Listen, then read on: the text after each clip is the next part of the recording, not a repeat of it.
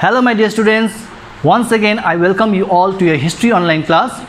So in today's class we'll be dealing with your 8th chapter from your Indian history known as the Mahatma Gandhi and the national movement from the year of 1917 till 1934. So if you have seen the first part of this chapter, in that video I have explained you regarding what were the main reasons or the causes that ultimately led to the rise of non-cooperation movement in the year of 1920, like Jallianwala Bagh massacre, Rowlatt Act, Khilafat movement and so on.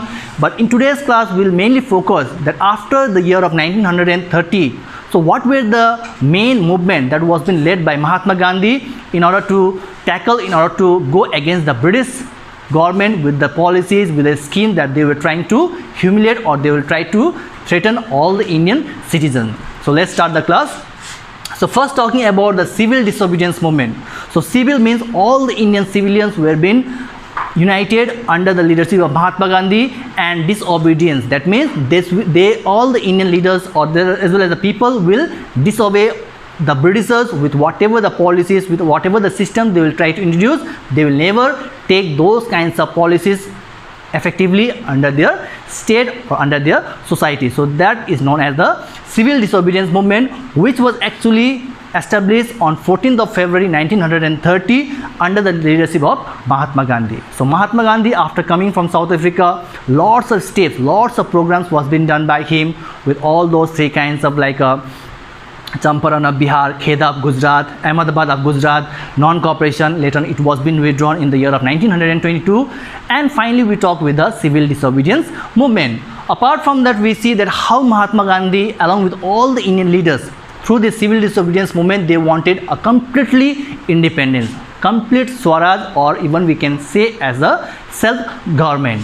So next we'll focus on the Government of India Act of 1919, because under this act, how the system, how the constitution or what kind of constitution form was being made by the Britishers for the Indian states, that made lots of effective. At the same time, that also made a problem giving for all the Indian people as well as the states. Next we'll focus with the topic known as causes. So what was the main causes or the reasons that ultimately led to the rise of civil disobedience movement of 1930? At the same time, what were the topics? First we'll start with the Simon Commission. So Simon Commission, whose full name stands as Sir John Simon, who was the main chairman of the Britishers, and in the year of 1927 he has already made a lots of provisions regarding Indian states. And when he came to India finally in the year of 1928, so there were a lots of hartal, protest by the common Indian people against those kinds of Britishers with the new policies or with the new provision that they wanted to implement in India. And based on that, one of the great leaders from the Punjab state known as Lala Lajpat Rai, who is also associated with the radical phase known as Lal, and that we talk that how we see that lots of hoisting of flags, but by the common Indian people, but based on the black flag, that is a symbol of protest, and lots of slogan like Simon Go Back, all these kinds of protests, all these kinds of hartal was being done by the Lala Lajpat Rai along with all the Indian supporters. But finally, after a couple of months, he got injured by the lathi charge that was being done by the Britishers, and later on he died.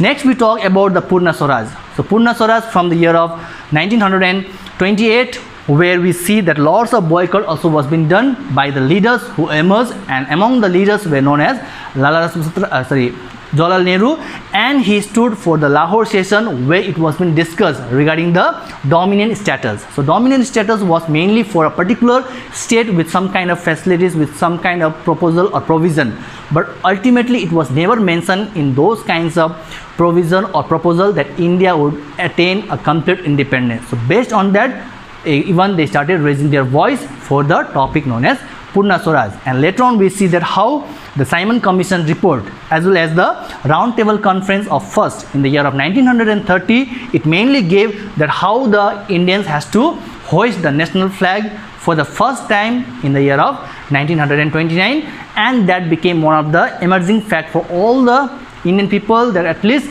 they themselves they celebrated the Independence Day on that particular year.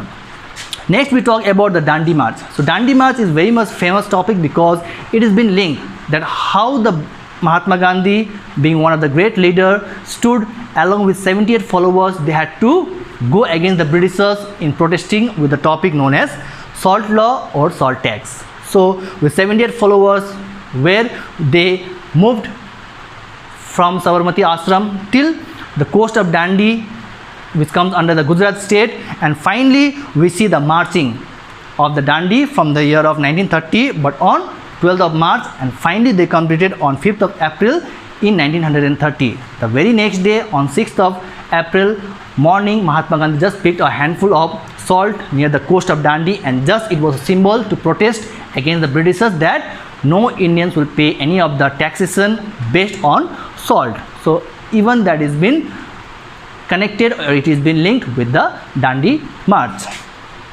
Next topic we see with the Gandhi-Irwin Pact. Mahatma Gandhi, as we all know very much about Mahatma Gandhi, but there were one more, like a general from the British side known as Lord Irwin, where they had got a pact based on what kind of provision that the British would give to India, whether Mahatma Gandhi would take that provision or not, isn't it? So there we see there was no such kind of satisfactory result after the pact was been signed, or after a treaty was been signed, and lots of political problems arose. It was outbreak, and even we say that the Gandhi-Irwin Pact of 1930, it did not work in a very well efficient manner, and it got a withdrawal, or it got a totally demolishing side from the Indian communities, people, with the Muslim as well as from the Hindus. The next topic we see with the second roundtable conference. So total there were 3 roundtable conferences held from the year of 1930, the first in 1931, the second, and a year later 1932 there was third roundtable conference. But mainly focusing on the second roundtable conference, we see that how it was been from the month of 7th September to 2nd of December 1931, and it was been held in London, because all the 3 roundtable conferences was been held in London. And we see how Mahatma Gandhi stood as a sole representative, the main representative of the Indian state, as an Indian, to go and talk regarding the meeting that was been conducted in London based on that.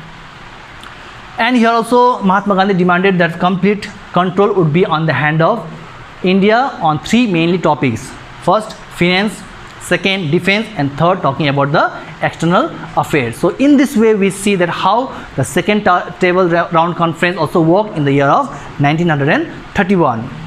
And the last topic for today's class is known as the failure. What was exactly the reasons or the topic that ultimately led to the failure of the civil disobedience movement in the year? And we see all these kinds of problems, like communal problem. Why? Because we see that India during those time also had got lots of communities, people residing under all the Indian states, like Muslims, Sikhs, Hindus, Anglo-Indians, and even the backward classes like SC, scheduled caste, ST, scheduled tribe, OBC, other backward classes. So those kind of people also resided, and whatever the provision or whatever the proposal was been highlighted in the Gandhi-Irwin Pact, or in whatever the pact that was been signed later on, and it did not got a very good response from the Indian side, because their demands were never been fulfilled. So in that way we see overall even there was a failure in the civil disobedience movement. But yes, to some extent we can say that yes, Mahatma Gandhi worked very diligently, very faithfully for the country's betterment as well as to attain complete independence. And finally we see that how this also came to a end of the topic that we have discussed. So hope you have understood in today's class. Till then, stay safe. Thank you. God bless.